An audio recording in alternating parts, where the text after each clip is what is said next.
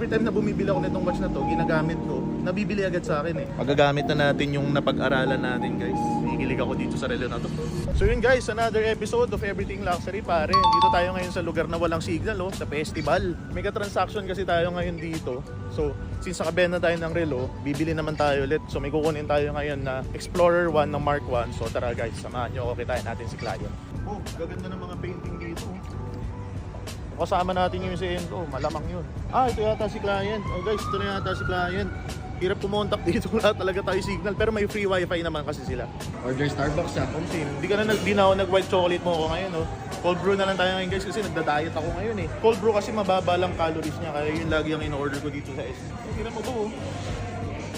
No, flex go flex.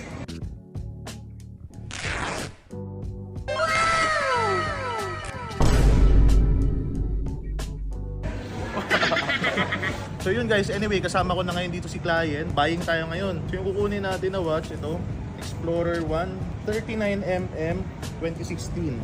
Yan. Parang retail ready pala to sir eh. Pero na-enjoy mo naman to sir. Ilang beses mo lang siya nagamit, no? Yan, Explorer 1, 39mm. Pero ito, Mark 1 pa to, hindi pa ito yung Mark 2.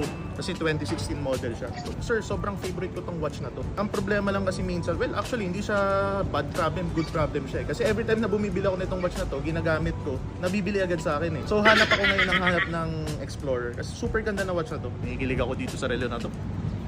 Ganda to yung pang daily tapos naka-deluxe no. Para syempre yung bracelet niya hindi rin magagasgasan. Magagamit na natin yung napag-aralan natin guys. Matin kasi kami sir ng authentication workshop eh. So gagamit na natin. Ito na naman tayo eh.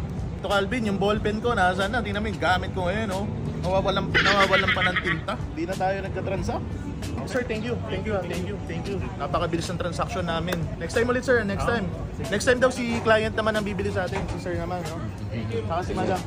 Okay guys, so yun. Nabili na natin tong watch. Napakaganda na ito. Gagamitin ko muna talaga to. Sobrang ganda na ito guys. So, Explorer 1, 39mm Mark 1. Sipagin na ako lalo magtrabaho na ito. O paano? Balik na tayo sa home base natin sa Molito. So yun guys, kita-kits tayo ulit next video ha. Bye!